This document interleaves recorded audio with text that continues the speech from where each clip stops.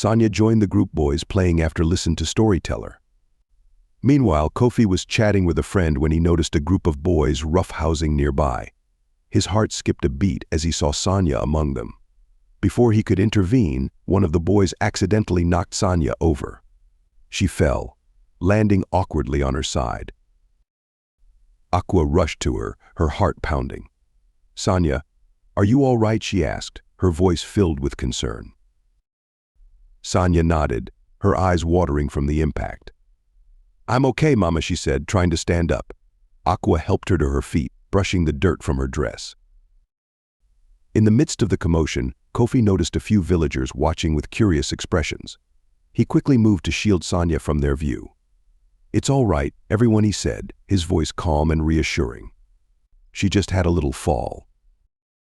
The villagers nodded and returned to their activities, but Kofi's heart remained heavy with worry.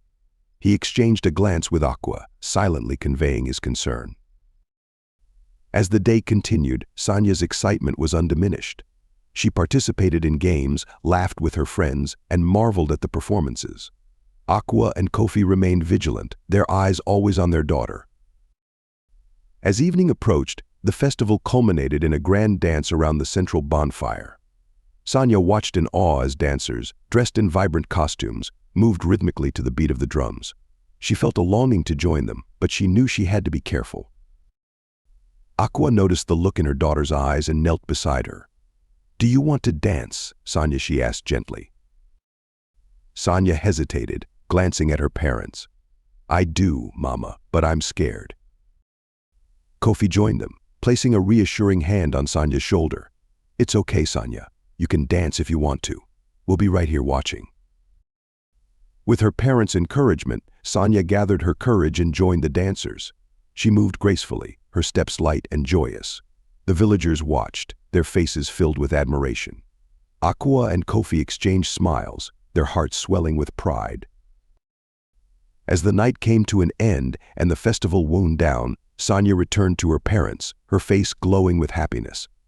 "Thank you, Mama and Papa," she said, hugging them tightly. "This was the best day ever."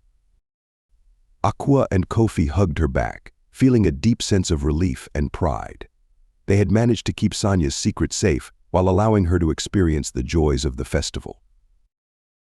As they made their way home, the memories of the day lingered in their hearts. They knew that the road ahead would be filled with challenges, but they also knew that with love and courage, they could face anything together. The days following the village festival were filled with happy memories for Sanya and her family. Sanya often talked about the stories she had heard and the fun she had, her eyes sparkling with excitement. Aqua and Kofi cherished these moments, feeling grateful that they had managed to give their daughter a sense of normalcy despite their ever-present fears. One sunny morning, as Aqua was preparing breakfast and Kofi was tending to the animals, they heard a knock on the door. Aqua's heart skipped a beat. Visitors were rare, and unexpected ones even rarer. She exchanged a glance with Kofi, who nodded reassuringly. "I'll get it," Kofi said, wiping his hands on a cloth and heading toward the door. When he opened it, he found himself face to face with a man they had not seen in years. Abuzz, Kofi's cousin from a neighboring village. Abuzz was tall and imposing, with a stern expression softened by a hint of a smile. "Kofi, it's been too long," Abuzz said, extending his hand in greeting. Kofi shook his hand warmly, though his mind raced with questions. "Abuzz, what brings you here? Please come in." As Abuzz stepped inside, Aqua greeted him with a polite smile. "It's good to see you, Abuzz. Can we offer you something to eat or drink?" Abuzz nodded, his eyes scanning the room. "Thank you, Aqua. Some water would be nice."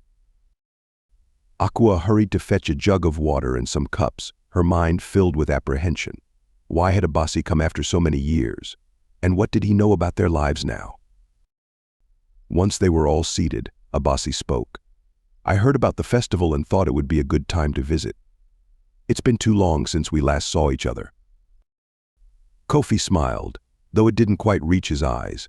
"Indeed it has. How have things been in your village?" As they caught up on family news and village happenings, Sanya appeared, her curiosity piqued by the unfamiliar voice. She peered around the corner, her eyes wide with interest. "And who is this?" Abasi asked, noticing the small figure.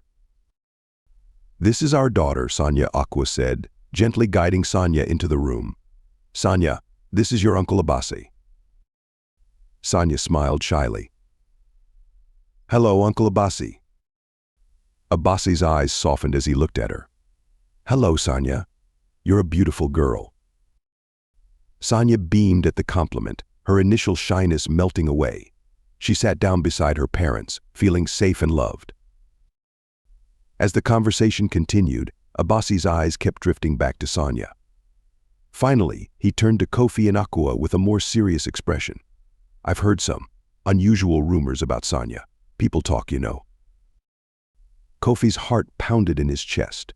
He had hoped this moment would never come. "What have you heard?" he asked, trying to keep his voice steady. Abasi hesitated, glancing at Sanya before continuing. "There are whispers that Sanya is different. Some say she has a rare condition. I came to see for myself and to offer my support. Our family has always stood together, and I want you to know that I am here for you." Aqua felt a mix of relief and fear. Abasi's words were kind, but the fact that rumors had reached him was deeply unsettling. She took a deep breath and spoke with as much calm as she could muster. "Sanya is indeed unique, and we have done our best to protect her and give her a happy life. We appreciate your support, Abasi. It means a lot to us." Abasi nodded, his expression thoughtful. "I understand the need for secrecy, but know that you don't have to bear this burden alone. Our family is strong, and we can face this together." The tension in the room eased slightly, and they continued their conversation with a bit more ease. As Abasi prepared to leave, he hugged Kofi and Aqua tightly. "Remember, I am just a call away. Whatever you need, I'm here for you."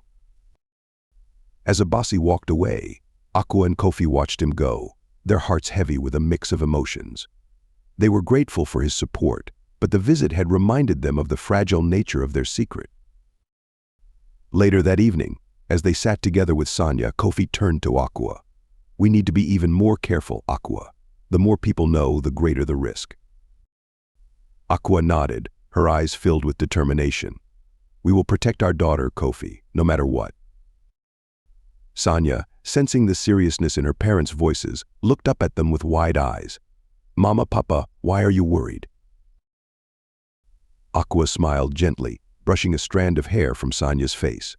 "Don't worry, my dear. We are just making sure you stay safe and happy. We love you very much." With those words, they all felt a renewed sense of resolve. They would face whatever challenges came their way, united by their love for Sanya and their unwavering commitment to protecting her. The following week, life in Kwahu returned to its regular rhythm, but the unease from Abasi's visit lingered in Aqua and Kofi's minds. They had always known that keeping Sanya's secret would be challenging, but the realization that rumors had spread beyond their village heightened their anxiety. One bright morning, Aqua decided to take Sanya to the market. It was a bustling place filled with vendors selling colorful fabrics, fresh produce, and various handmade crafts. Aqua hoped that a day out would lift their spirits and allow Sanya to enjoy some normalcy. As they walked through the market, Sanya's eyes lit up with excitement. She marveled at the vibrant stalls, the lively chatter, and the enticing smells of food being cooked. Aqua kept a close eye on her, making sure to stay nearby. "Can we get some of those sweets?" Mama Sanya asked, pointing to a stall selling honey cakes. "Of course, my dear," Aqua replied, smiling. They made their way to the stall, where the vendor greeted them warmly and handed Sanya a small bag of the treats. As they continued to browse, Aqua noticed a group of women standing near a fabric stall, whispering and glancing in their direction. Her heart sank. She knew all too well what those looks meant. Determined not to let it ruin their day, she kept moving, holding Sanya's hand tightly. "Mama, can we go look at the toys?" Sanya asked, oblivious to the stares around her. "Sure," Sanya Aqua replied, leading her toward a stall that displayed an array of handmade wooden toys. Sanya's face lit up as she picked up a beautifully carved elephant. "Do you like it?" Aqua asked. "I love it," Sanya exclaimed, hugging the toy to her chest. Aqua paid the vendor, and they continued exploring the market. Despite the enjoyment, Aqua couldn't shake the feeling of being watched. As they passed by another group of villagers, she overheard snippets of their conversation. "Did you hear about Kofi and Aqua's child? They say she has both," one woman whispered. "Shay." "Not so loud," another replied. "But yes, I've heard. It's strange, isn't it?" Aqua's heart pounded. She tightened her grip on Sanya's hand and quickened their pace. They needed to leave the market before things got worse. As they walked, they encountered an old friend, Emma, who greeted them warmly. "Aqua, it's been so long. How have you been?" "We've been well, Emma. How about you?" Aqua responded, trying to keep her voice steady. Emma glanced at Sanya and smiled. "Sanya is growing up so fast. She's becoming quite the young lady." "Thank you," Aqua said, forcing a smile. "We're just here to enjoy the market today." Emma's expression turned serious. "Aqua, I've heard some unsettling things. You know how people talk. I just wanted to warn you to be careful." Aqua nodded, her eyes filled with gratitude and worry. "Thank you, Emma. We appreciate your concern." As they bid farewell to Emma and continued through the market, Aqua decided it was time to head home. The whispers and stares were becoming too much to bear. "Come, Sanya, let's go home now," she said softly.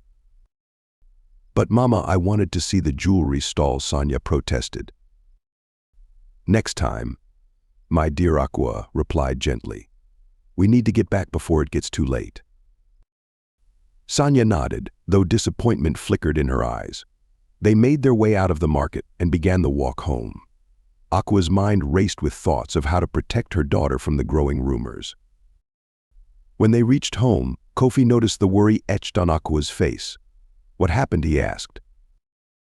Aqua sighed, sitting down to collect her thoughts. "The rumors are spreading, Kofi. People were whispering and staring at Sanya today. Amma warned me to be careful." Kofi's face tightened with concern. "We knew this day might come. We need to be vigilant and prepared." Sanya, sensing the tension, looked up at her parents. "Is everything okay?" Aqua knelt beside her daughter, brushing a strand of hair from her face. "Everything will be fine, Sanya. We just need to be careful and stick together." That evening, as they sat together, Aqua and Kofi discussed their next steps. They decided to limit Sanya's exposure to large gatherings and to keep a close watch on her interactions with others. They also agreed to speak with a trusted elder in the village for advice on handling the situation. As they prepared for bed, Aqua and Kofi held each other close, finding strength in their unity. They knew that protecting Sanya would require resilience and courage, but their love for her and for each other would guide them through the challenges ahead. Meanwhile, Sanya lay in her bed, clutching her new toy elephant. She didn't fully understand the weight of her parents' concerns, but she felt their love and care enveloping her. As she drifted off to sleep, she dreamed of a world where she could be herself without fear, a world where acceptance and understanding prevailed. Thanks for watching. Please do well to subscribe to my YouTube channel.